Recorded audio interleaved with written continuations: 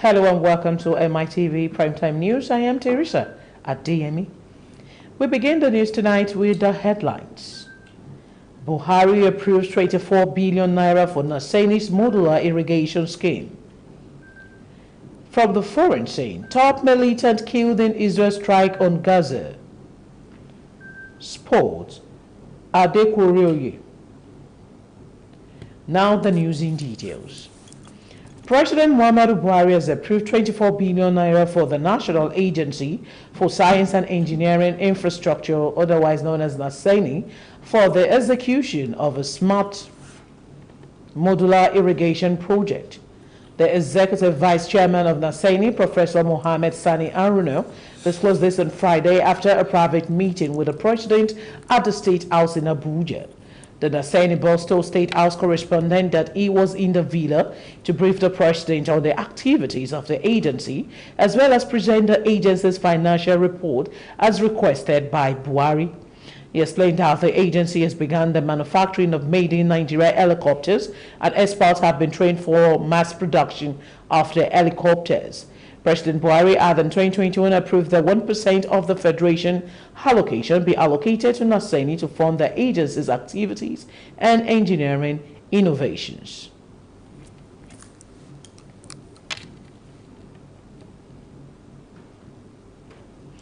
Stakeholders of the All Progressive Congress APC in Osho State have passed vote of confidence in the chairman of the party, Gboyega Famodun, against call by a factional group that he should be removed. The stakeholders, which include party executive, youth, and women leaders, were in local government chairmen, including members of the State House of Assembly, declared support for Famodun and Governor Gboyega Oyetola to continue to steer the affairs of the party. However, a vote of no confidence was passed on the Minister of Interior, Rauf Aregbesola, over anti-party activities and verbal attack against the Oyetola-led administration. The stakeholder said Aregbesola, who is APC's highest beneficiary in the state by way of appointment as a minister, has no justification to work against or destroy the party. They berated the minister's absence throughout the governorship campaign of the party, his decision of jetting out of the country during the election, and a speech in intent with the opposition party. Meanwhile, the APC chairman has hinted that the party is studying the outcome of the just concluded election and will soon challenge it at the tribunal. That revealed that among the demands of the shameless talk was the restructuring of the APC by dissolving the ESCO of the party from the unit to state level. Our position is that the protest was shameful, callous, primitive, selfish, wicked, misplaced, and inconsiderate for the Aregbesola supporter who glaringly worked against the success of Governor Oyetola at the polls, now to be canvassing for restructuring of the party through a sponsored protest. Assuming without concealing that there are challenges within the party, the protesters and their patron should know that they lack moral right to either suggest or effect and likely solution for the structuring of our party, as it is on record that they massively and collectively worked against Governor Oyetola, the APC governorship candidate who just concluded election in line with the series of their threats. One would have thought that the appropriate place for Aregbesola and his group to canvass for the structuring of the party is Senator Ademola Adeleke said their country home, whom they voted for and flaunted pride. The Oyo State chapter of the Accord Party has affirmed former Deputy Governor, Operations of Nigeria's Apex Bank, Adebayo Adelabu, as its governorship candidate ahead of next year's election. The declaration rally held at the Obafemi Awolowo Stadium in Ibadan had in attendance party faithful from across the 33 local council districts across the state. In his acceptance speech, Adelabu called for unity and cohesion amongst members of his party, stating emphatically that it had become expedient to unify all aggrieved factions of the party if the accord was serious about wresting power from the ruler's People's Democratic Party. Speaking further, the former All Progressive Congress stalwart revealed that he had his eyes trained on the highest political seat in Nigeria's space center state, or you're calling for more synergy and cooperation amongst members of his new party.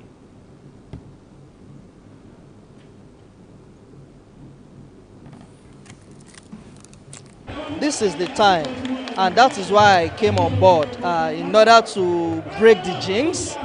You understand? Because it is the most difficult thing for any youth of my age to vie for the position of a senator. So we are trying to break the jinx, and which I think it's an hope for the upcoming generation. I'm sure you know that Nigerians are tired of the major parties, because these are parties that has failed Nigerians within, about at least 2 decades, over 2 decades now. So whether we like it or not, people need the breath of fresh air.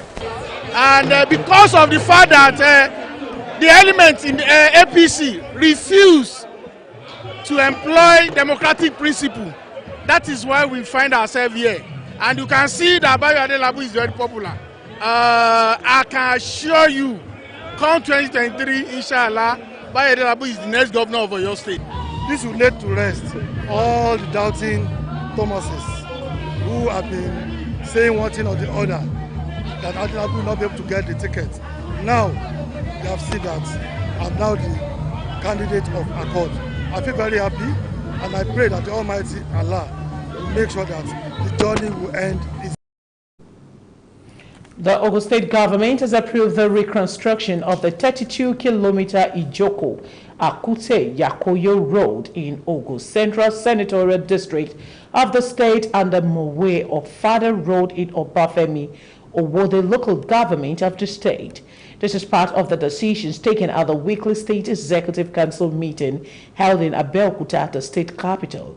The State Commissioners for Information and Strategy, Abdulwaheed Odushile, and his roads and infrastructure counterpart, Ade Akisoye, revealed this at the press briefing held at the press center of the governor's office in the state capital.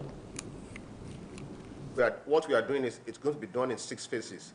So to accelerate the project, we start from the Songo end. At the same time, we start from the Yakoyo end, where there's a bridge there right now. So we walk from both ends until we get to a meeting point somewhere. So from the Songo end, we have about 8.5 kilometers past Ijoko Bridge. So if you measure it from the Songo end, right under the bridge, like a roundabout there, we are doing about 8.5 kilometers, and if necessary, it might be extended. But that's the phase 1 of that project. Phase 6 is the Lagos Ogun State end. That one is about 1.5 up to Mr. Biggs. So those are the sections currently approved by the State Executive Council. So that was already awarded, and the key part of it is the projects, those I've mentioned right now, will be completed by before December of this year because of the urgency. So later today, I'm meeting with the lucky contractor for. The Lagos State government has allayed the fears of its citizens on the social media news and information about impending threats and attacks in the state, assuring that security agencies are on top of the matter.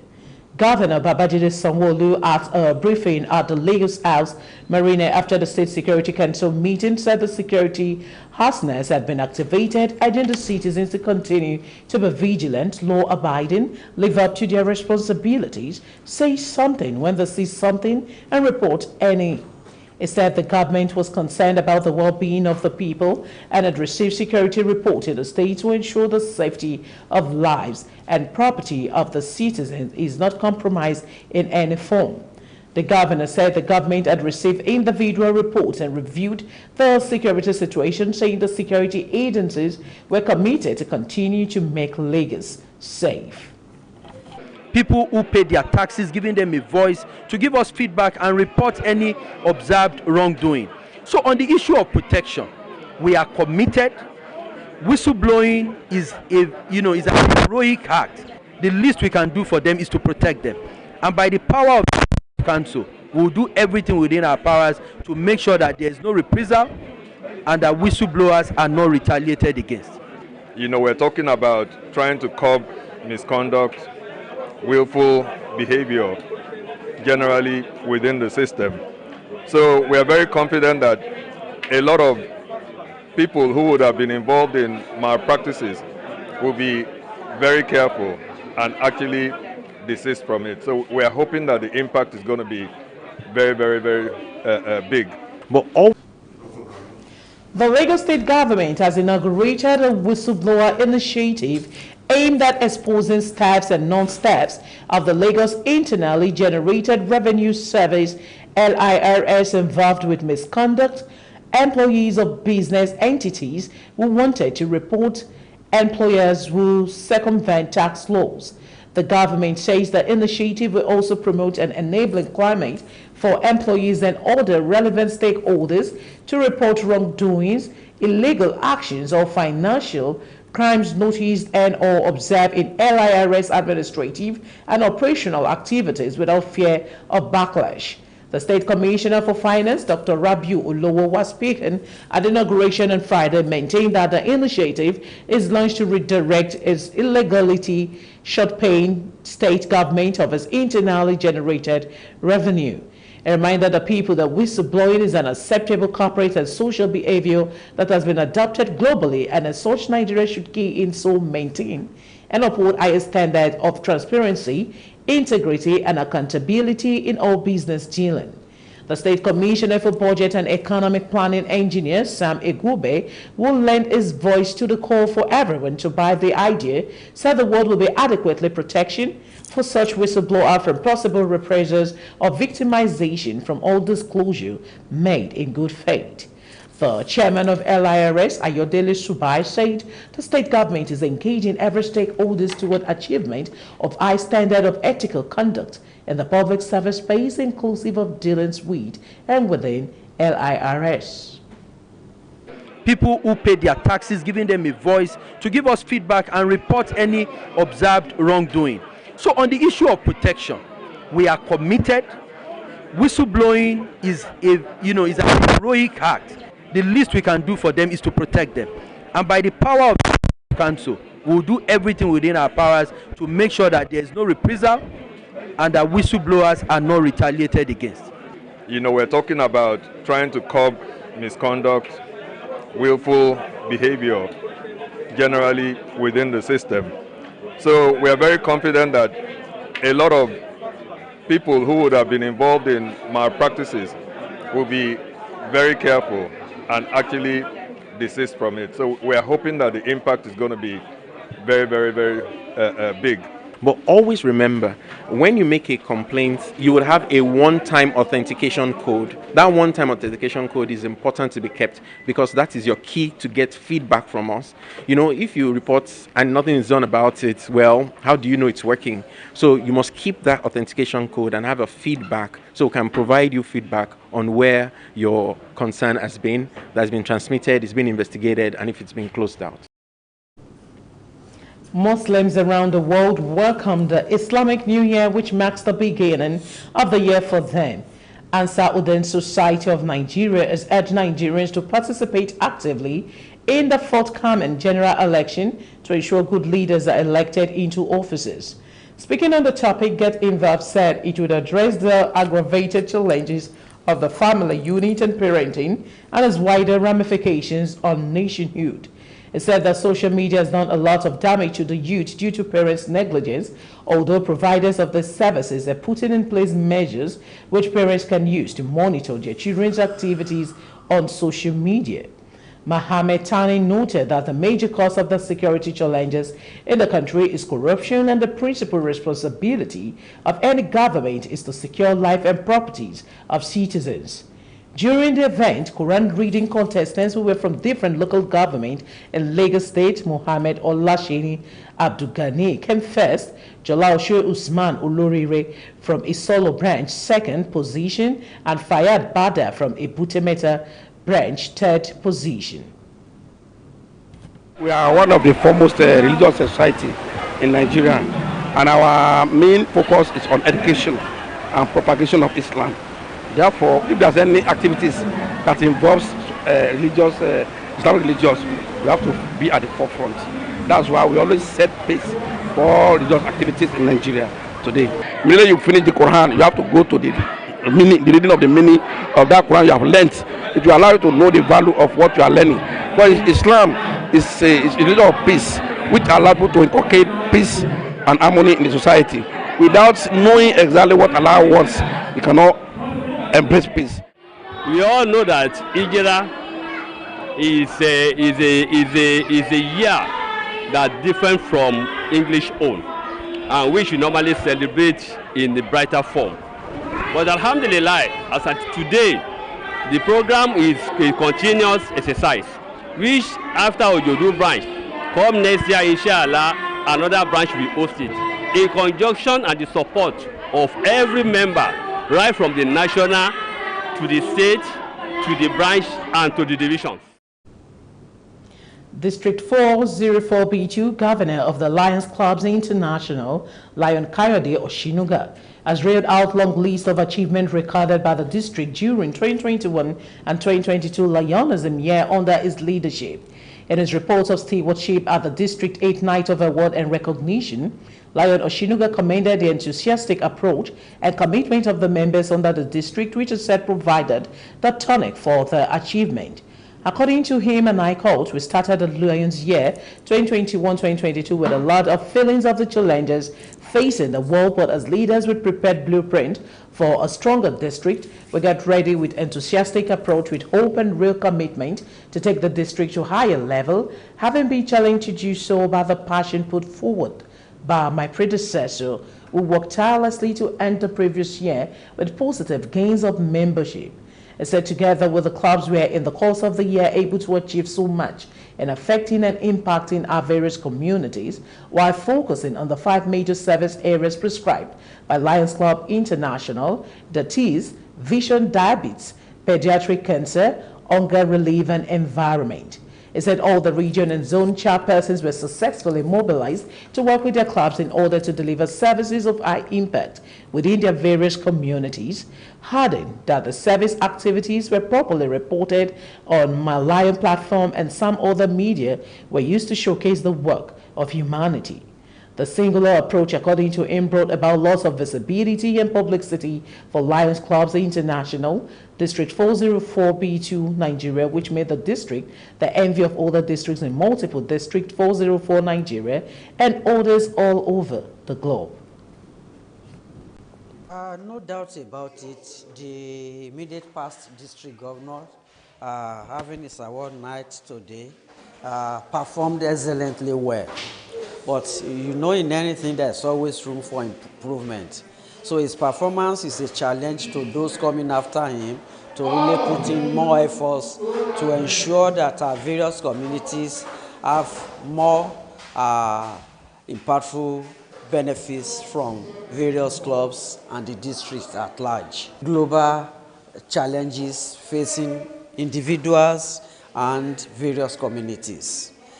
The government globally cannot do it all. For the benefit of the less privileged, it's highly advisable to do so, because until you really serve others, you've not done anything. And that is what we know how to do best at Lions Club International. So today, it is in furtherance of, what we used to appreciate our people, because we realize that during the Lions service year, our members always sacrifice a lot.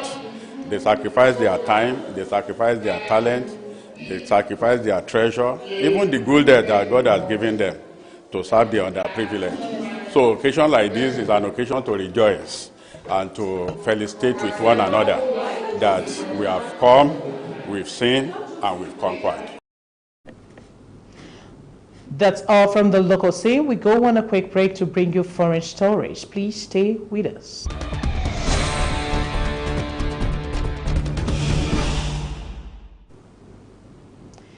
This is Mitv Primetime News. Now to foreign stories. The Israeli military says it is attacking target in the Gaza Strip in response to threat from a Palestinian militant group there.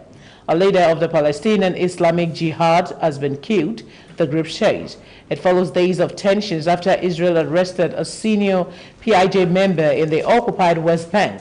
The Gaza-based PIJ had threatened to retaliate, including bombing the center of Israel. Shortly before the operation began, Israeli Defense Minister Benny Gantz issued a warning saying to our enemies, specifically to the leadership of Gaza's rulers, Hamas and the Palestinian Islamic Jihad, I would like to emphasize your time is up. The threats on this region will be removed one way or another. China said Friday it was ending cooperation with the United States on a litany of key issues, including climate change, anti-drug efforts, and military talks as relations between the two superpowers nosedive over Taiwan. Beijing has reacted furiously to a visit by U.S. House Speaker Nancy Pelosi to Taiwan, which it claims as a territory and has vowed to retake by force if necessary. It has since Thursday encircled the self-ruled democratic island with a series of huge military drills that have been roundly condemned by the United States and other Western allies. And Friday saw its foreign ministry hit back further against the United States, suspending talks and cooperation on multiple agreements between the two, including on climate change. The world's two largest polluters last year pledged to work together to accelerate climate action this decade and vowed to meet regularly to address the climate crisis. Russian forces at Europe's largest nuclear power plant in Ukraine are employing terror tactics by using the site to launch rocket attacks on civilians. A local businessman told us every morning we wake up and see that they have each only residential homes. Russia seized the Zaporizhzhia plant in March but kept its Ukrainian employees. On Friday, Russia and Ukraine accused each other of eating at least one of the plant's power lines. Russia's controlled the plant and surrounded areas close to Ukrainian held territory. Western officials have sounded the alarm about Russia's tactics there. And up next is sports stories. Please stay with us.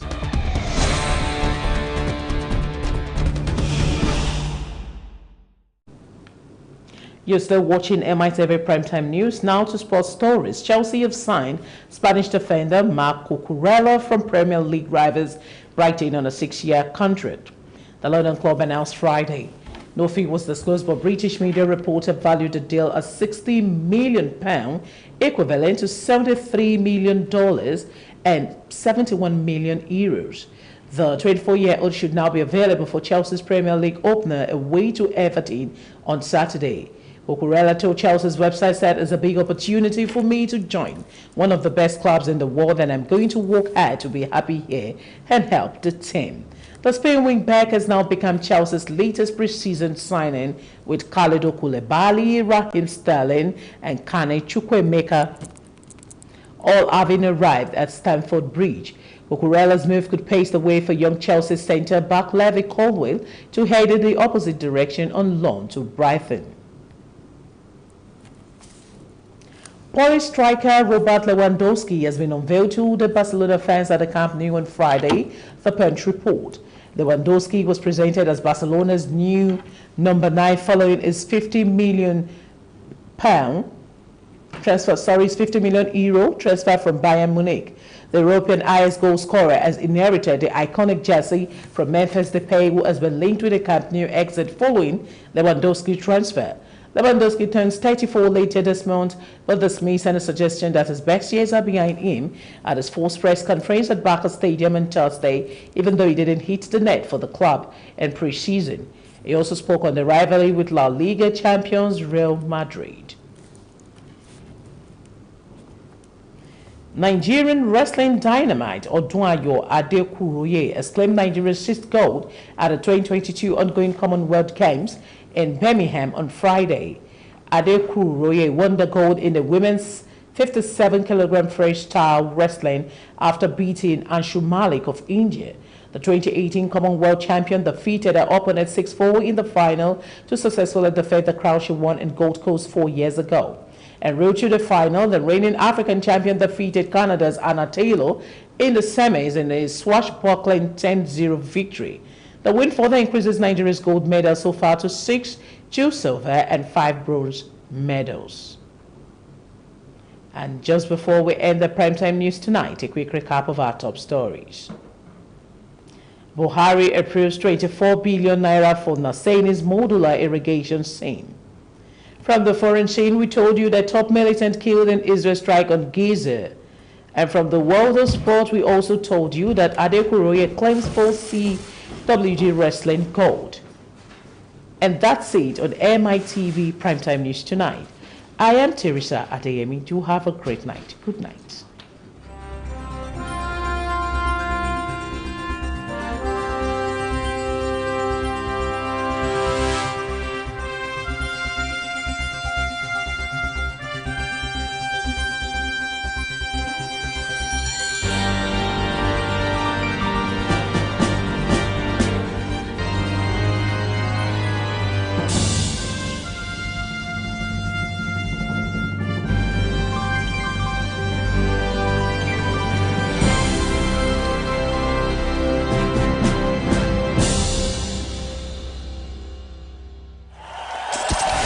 House of Destalker presents Destalker Laughter Crusade, The Untold. My pass anybody want to go buy poison, call the way to collect change, never make up your mind to die.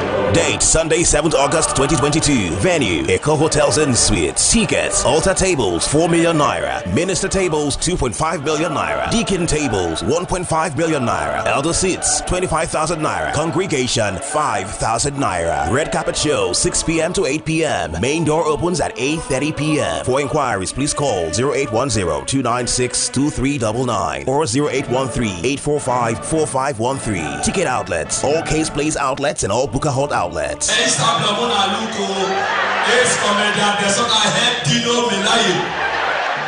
The Stalker Laughter Crusade, The Untold, is packaged by A-Town Concepts and proudly supported by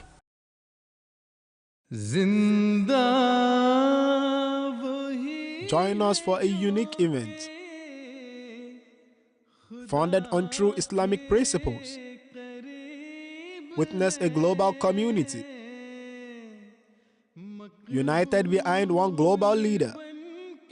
An international event uniting mankind. Tune in to MITV for exclusive coverage of Jalsa Salana United Kingdom 2022. The annual convention of Ahmadiyya Muslim community. Watch live coverage on the 5th, 6th, and 7th of August 2022 at the following timings.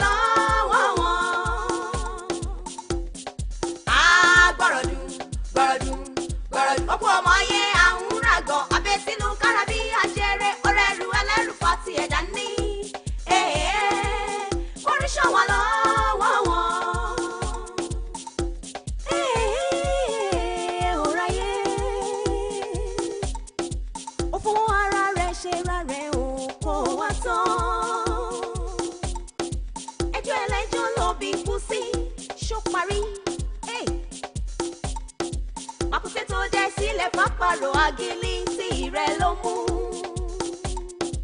Ó bá rántí ọjọ́ ọ̀la ó bá má ṣe. Ṣìkàṣìkà fi díẹ̀ ṣe ra rẹ̀ ṣó ti tán.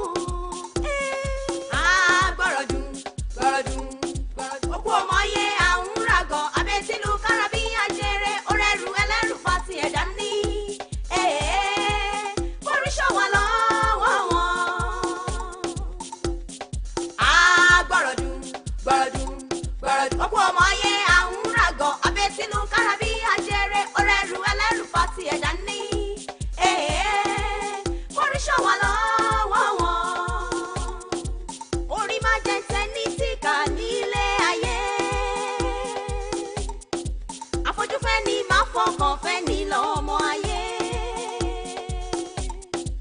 Ìkà ọ̀pọ̀ kò bàjẹ́, ìkà ọ̀pọ̀ kò dàrú, ìkà òronú ọjọ́ ọ̀la kóyàkóyà ni ìkà ń wí.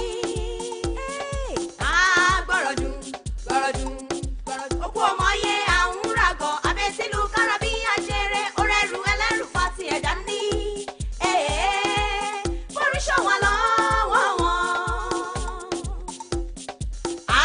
Gbọ́rọ̀dún gbọ́rọ̀dún gbọ́rọ̀dún. Òkú ọmọ yẹ àwọn ràgọ̀ abẹ́tílù kárábí àjẹrẹ orẹ́rù ẹlẹ́rù fati ẹ̀dá ní. Oríṣọ́ wa lọ́wọ́ wọn. Gbọ́rọ̀dún gbọ́rọ̀dún gbọ́rọ̀dún. Òkú ọmọ yẹ àwọn ràgọ̀ abẹ́tílù kárábí àjẹrẹ orẹ́rù ẹlẹ́rù fati ẹ̀dá ní. Oríṣọ́ wa lọ́wọ́ wọn. Òráyé ó fowó ara rẹ̀ ṣe ra rẹ̀ ò kó wá tán. Ẹjọ́ ẹlẹ́jọ́ ló bí kú sí ṣó parí. Pàkúté tó dẹ sílẹ̀ fàpàrọ̀ àgìlìntì rẹ̀ ló mú. Ó bá rántí ọjọ́ ọ̀la ó bá má ṣe. Ṣìkàṣìkà fi díẹ̀ ṣe ra rẹ̀ ṣó ti tán. Gbọ́rọ̀dún gbọ́rọ̀dún gbọ́rọ̀dún. Òkú ọmọ yẹ àwọn ràgọ̀ abẹ́tílù kárábí àjẹrẹ orẹ́rù ẹlẹ́rù fati ẹ̀dá ní. Oríṣọ́ wa lọ́wọ́ wọn. Gbọ́rọ̀dún gbọ́rọ̀dún gbọ́rọ̀dún. Òkú ọmọ yẹ àwọn ràgọ̀ abẹ́tílù kárábí àjẹrẹ orẹ́rù ẹlẹ́rù fati ẹ̀dá ní. Oríṣọ́ wa lọ́wọ́ wọn. Orí má jẹ́ tẹ́ni tí kà ní. Shower. You know they're fine.